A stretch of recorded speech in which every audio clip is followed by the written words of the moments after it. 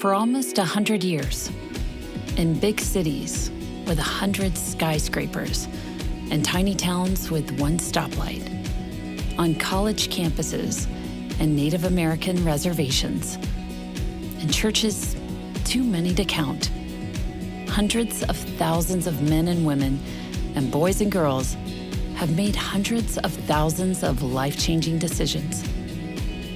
Almost none of them knew her name, and yet she was there. Annie Armstrong lived more than 100 years ago. Only this one picture of her survives.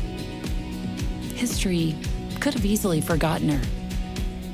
But Annie Armstrong is worth remembering. In the late 1800s, when most women had no voice, Annie was one of the first to speak up. First, for the urban poor in her hometown of Baltimore, and then for Southern Baptist missionaries around the world who desperately needed support. It was for these people that she helped start the National Women's Missionary Union. As its first executive leader, she gave women a platform in their local church, and in ways that they'd never done before. These women helped focus Southern Baptist attention on the hurting and the lost, and the missionaries trying to reach them. Annie wrote letters, 18,000 in just 1 year, and she traveled across America, encouraging missionaries and inspiring churches to pray, to give, and to act.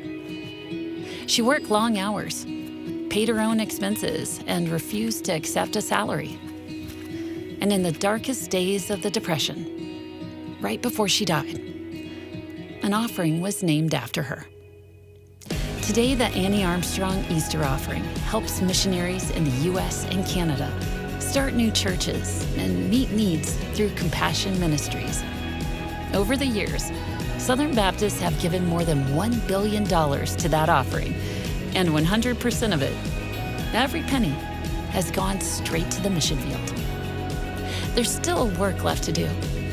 The need is bigger than ever. And that's why, even though she lived more than a century ago, and even though only one picture of her survives, Annie Armstrong's influence lives on. Because today in North America, just as it's been from the beginning, anywhere a missionary is sent, every time a new church is born, anytime someone gives to her offering so that a lost person might be found, Annie is there.